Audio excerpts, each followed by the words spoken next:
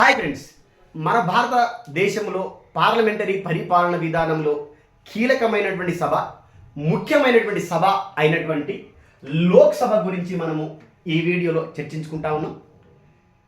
ఈ లోక్సభను మనము ప్రజల సభ అంటాం, ప్రజాప్రతినిధుల సభ అని అంటాం, దిగువ సభ అని కూడా అనడం అనేది జరుగుతూ ఉంది.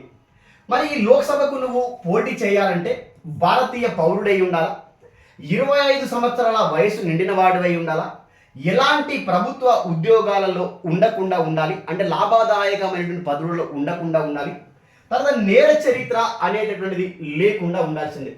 మరి భారత రాజ్యాంగం ప్రకారం మొత్తం సభ్యుల సంఖ్య ఎంత అని అంటే 552. కానీ ప్రస్తుతం ఉన్నటువంటి సభ్యుల సంఖ్య ఎంత? 543 మంది సభ్యులు అనే విషయాన్ని ఇక్కడ గుర్తుంచుకోవాలి.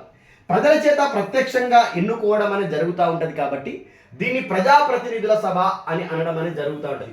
ఇక అధికారాలు చూసుకుంటే చట్టాలను తయారు చేయడము, చట్టాలను రూపొందించడము, దాంతోపాటు ఇక్కడ మనకి ఆర్థికపరమైన అధికారాలు అనగా బడ్జెట్ని రూపొందించడం.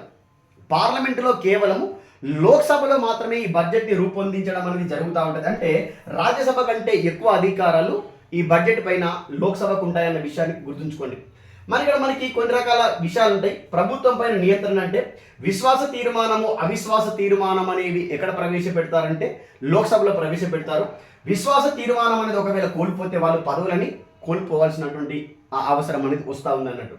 మరి ఇక్కడ సభకు నాయకుడిగా మనకి ఇక స్పీకర్ ఉంటాడు. ఆ స్పీకర్తో పాటు ఎవరు ఉంటారంటే మనకి డిప్యూటీ స్పీకర్ గారు ఉండడం అనేది జరుగుతూ ఉంటుంది.